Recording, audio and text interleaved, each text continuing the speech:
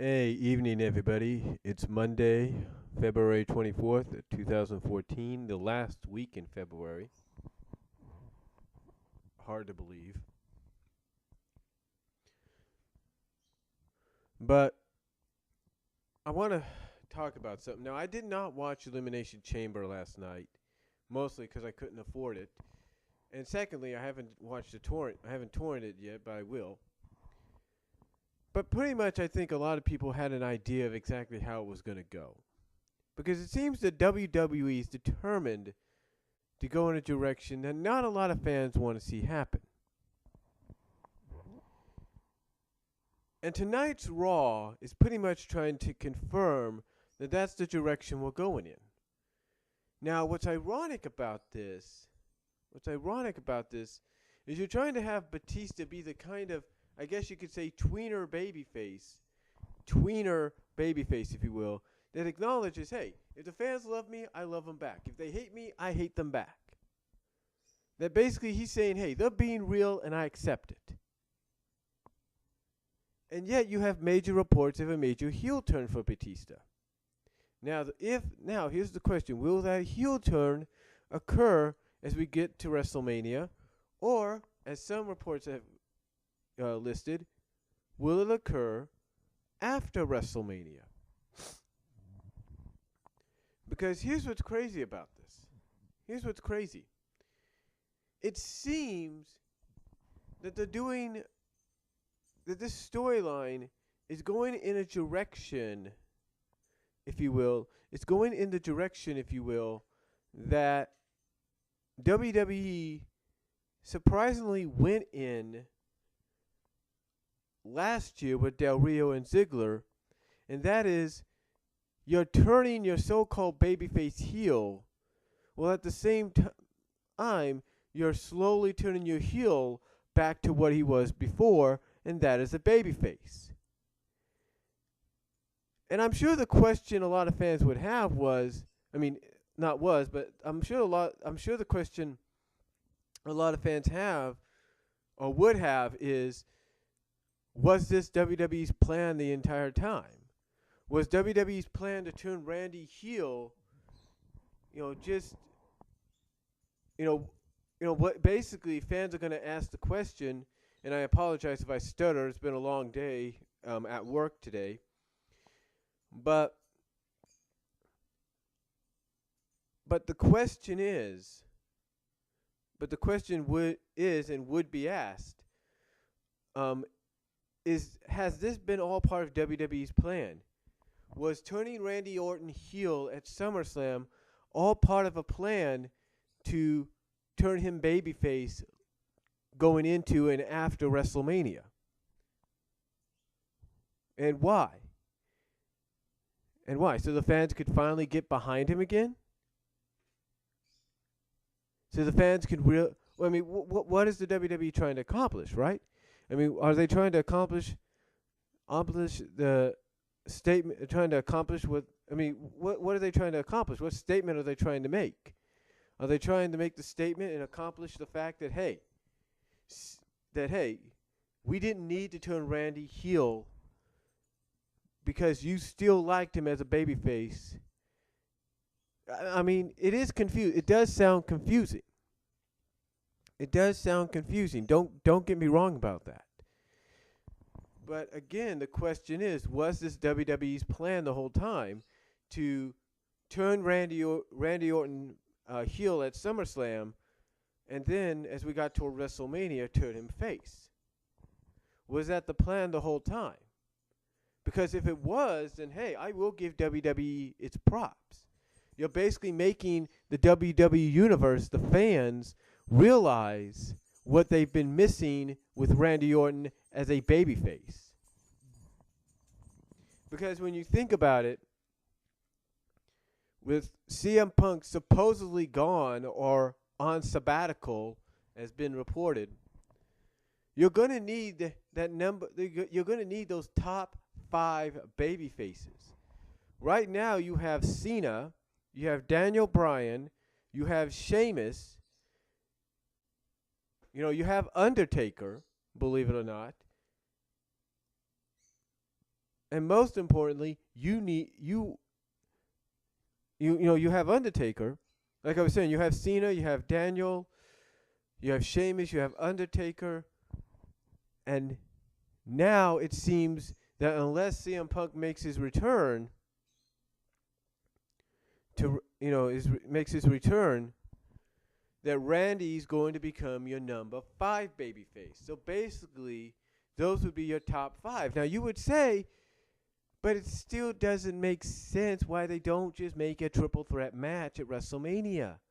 And I know a lot of you are saying it doesn't matter if that was the plan, because the WWE universe, the fans there are going to boo the hell out of the main event. And that might be true. But will they? You see, you got to look at WWE from their perspective, from their point of view. You see, they realize a lot of the smart marks, if you will, a lot of the insiders and leakers, if you will, a lot of the insiders and a lot of the leakers, if you will, pretty much dead on about what they're going to about what they're planning to do, about what they plan to do and how they plan to execute it. So if you know that in your WWE, you realize that you have to do something that nobody would see coming. Now,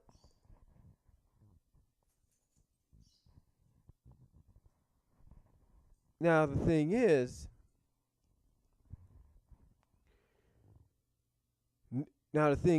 we can't necessarily say if the WWE World Title Match will be the last match at WrestleMania. We can't. You know why? Because of the reaction it will get.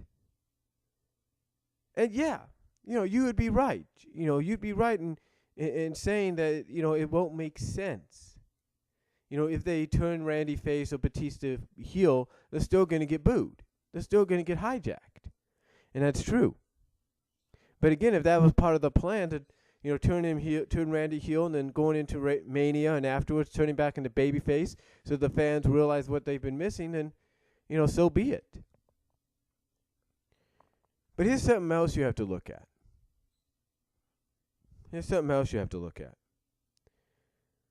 What has had a bigger impact storyline-wise on WWE right now? What is indeed the main event storyline in WWE right now? Is it John Cena, Bray Wyatt? No. Is it possibly Undertaker, Brock Lesnar when that happens? No. You know what it is? I'll tell you. It's the Authority, Triple H, versus Daniel Bryan. That is the main event storyline. Thus, because there has been more build behind that storyline, there's been more build, more emphasis, more structure put behind that storyline than any other storyline in WWE right now. That pretty much confirms in my book that Triple H, Daniel Bryan, will be the last match on the card. Because it has more emphasis, it has more storyline, it's been built up, it's got more history. I mean, basically, it is something that's been going on since SummerSlam last year and up till now. So what sense does it make, if you will? What sense would it make, if you will, to have Randy Orton and Batista, whether Randy's the face and Batista's the heel or not? What sense does it make having them be the last match on the card, knowing it's going to get hijacked by the fans, it's going to be crapped on, and WrestleMania 30 is going to get the biggest negative reaction it's ever gotten, despite the fact that Hulk Hogan is indeed the guest host, it's not, WWE is not going to want to take that chance. They're not wanting to take that chance. And because they've had all this build in the storyline towards Triple H, Daniel Bryan, it only makes sense that they main event WrestleMania. They're the last match on the card. And the reason it makes sense is because you could have a lot more added to it stipulation-wise. You can have basically, and I'm thinking they might go in this direction. Not saying they will, but I'm thinking they might. You could have the stipulation added that if Triple H loses to Daniel Bryan, that both Triple H and Stephanie, from a storyline perspective, are no longer in charge. In other words, they're no longer COO and Executive Vice President, and basically the authority goes away. That's a possibility. And then on the other hand, you could have the stipulation added that the authority sticks around, but if Triple H loses, he and Stephanie can no longer screw with Daniel Bryan. That they got to accept Daniel Bryan as an A-plus player and possibly the next WWE World Heavyweight Champion, no matter what. Then, of course, on the other hand, to make it interesting, you could have a stipulation for Daniel Bryan that if he loses, he has to come out and admit he's a B-plus player, and 2, that he will never compete for the WWE World Title ever again.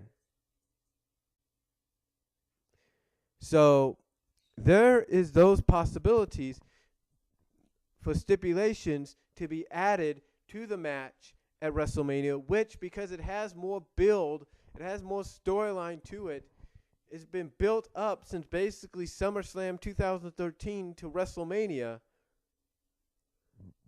There is no doubt WWE is going to say, you know what?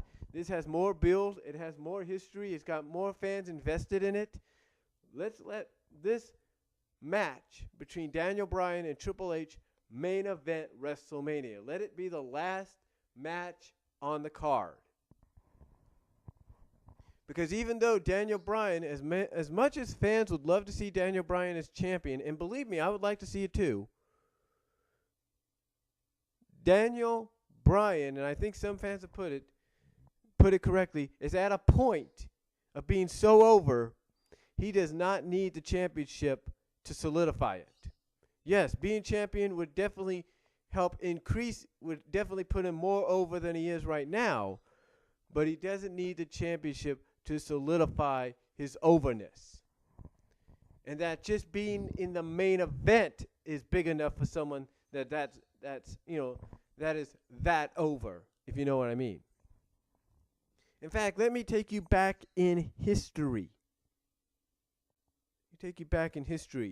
Throughout WrestleMania, there have been some WrestleManias in recent memory.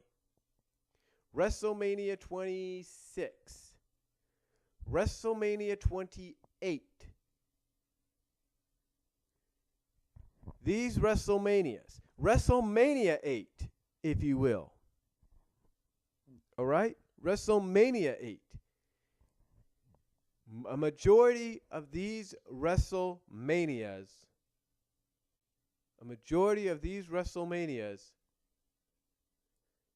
have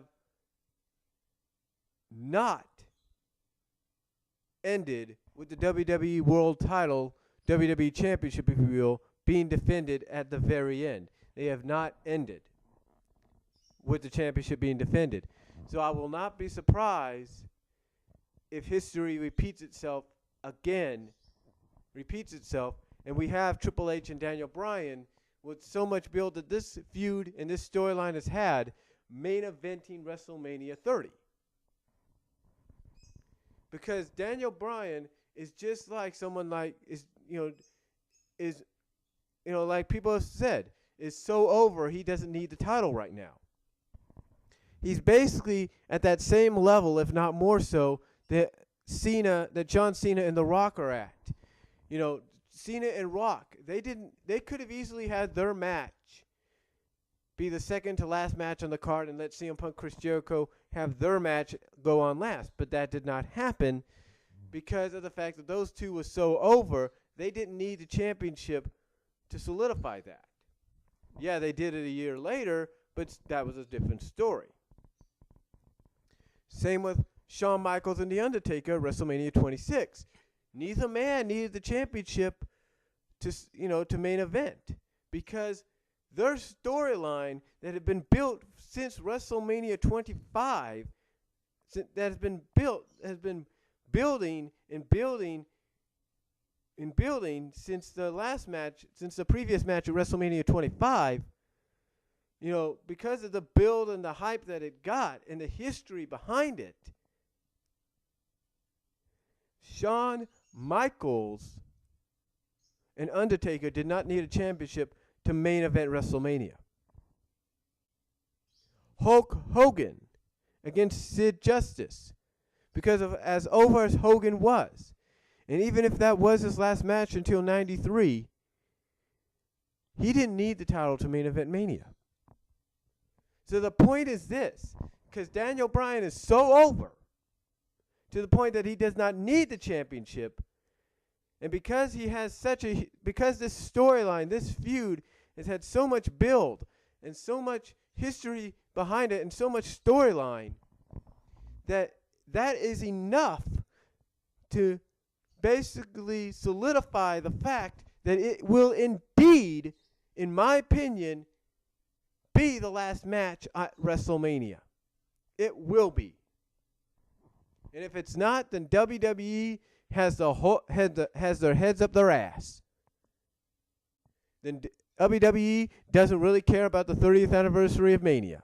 Doesn't care about WrestleMania anymore and its moments. But to me, this is why Daniel Bryan, Triple H will main event Mania. And even if, let's say, there's a second match in the card and we still get a WWE Championship match, because I know some people might ask, well, what if they're second to last? The only way they could be second to last, and I've been thinking about this, is if when Dave Batista and Randy Orton are out in the ring and they're getting ready to wrestle and compete for the WWE Championship, you have Vince McMahon come out and announce that he's got one more participant to add to this match, and this is one person that has earned his right to main event Mania after all he's accomplished, and out comes CM Punk. That would be the only way the WWE World Title Match could main event Mania, is if CM Punk is a surprise participant in the WWE Title Match. That's it. Or if a stipulation is added between Daniel Bryan and Triple H, and the match takes place in the middle of the card, that if Daniel Bryan wins, he gets a shot. He gets to be in the main event for the WWE World Title with Randy and Batista. Those are the only other ways. But if either one of those scenarios don't happen, then I guarantee you that Randy Orton and Batista will not main event WrestleMania. They might be the third to last match or second to last match on the card, but they will not main event WrestleMania. Triple H and Daniel Bryan, because the history the storyline has, will. And that's all I'm going to say on that, folks. Let me know what you think down below, and I'll talk to y'all later. Comments are welcome. God bless.